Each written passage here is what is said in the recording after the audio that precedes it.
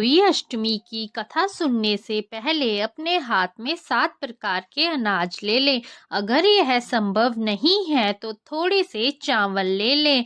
प्राचीन समय की बात है, एक नगर में साहूकार के 7 बेटे और उनकी 7 बहुएं और एक बेटी रहती थी।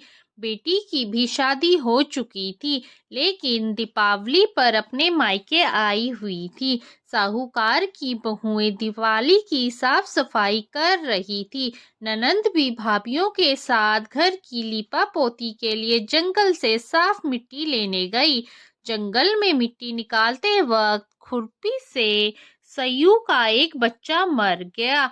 इस घटना से दुखी होकर सयायु की माता ने क्रोधित होकर कहा कि मैं तुम्हारी कोख बांध दूंगी।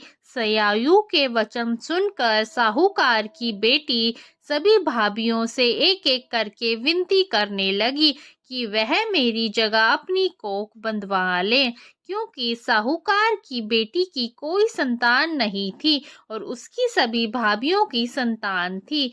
ज्यादा विनती करने पर सबसे छोटी भाभी से अपनी ननद का दुख देखा नहीं गया और उसने ननद की जगह अपनी कोख बंधवा ली।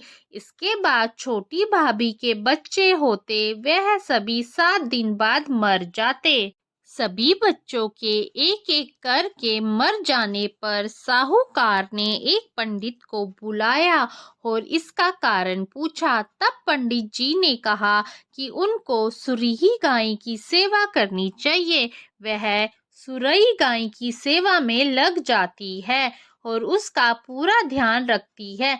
इसे देखकर सुरई गाय छोटी बहू से पूछती है, आखिर तू किस कारण से मेरी इतनी सेवा कर रही है और तू मुझसे क्या चाहती है?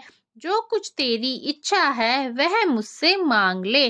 साहूकार की बहू ने कहा कि सयायु माता ने मेरी कोख बांध दी है, जिससे मेरे सभी बच्चे मर गए। यदि आप मेरी कोख खुलवा दे तो मैं आपकी बहुत उपकार मानूंगी। सुरही गाय छोटी बहू की बात मान लेती है और उसे लेकर वह 7 समुंदर पार सयायु माता के पास लेकर चली जाती है। रास्ते में उसे गरुड़ पक्षी के बच्चे सांप को मारने वाली होती है, लेकिन साहूकार की बहू सांप को मार देती है और गरुड़ पक्षी के बच्चे को जीवन दान देती है। इससे प्रसन्न होकर गरुड़ पक्षी की माँ उनको सुरई समेत सयायु के पास पहुंचा देती है। वहां पहुंचकर छोटी बहू सयायु की भी सेवा करने लग जाती है। उसकी सेवा से प्रसन्न होकर सयायु माता उसको 7 पुत्र और 7 बहू का आशीर्वाद देती है। अब तू घर जा और माता होई का उद्यापन कर। सयायु माता कहती है, तूने मेरी काफी सेवा कर रही है, अब तू घर जा और माता होई का उद्यापन कर। पूजा में 7 होई बनाकर 7 कढ़ाई देना। छोटी बहू जब घर जाती है तो देखती है कि उसके 7 संतान जीवित है और उनकी 7 बहुएं भी हैं। वह ये सब देखकर खुश हो जाती है और उसने 7 होई बनाकर 7 कढ़ाई देकर माता होई का धूमधाम से उद्यापन करती है। अष्टमी की कथा सुनने के बाद चावल माता को चढ़ा दे या फिर 7 अनाज गाय को खिला दे।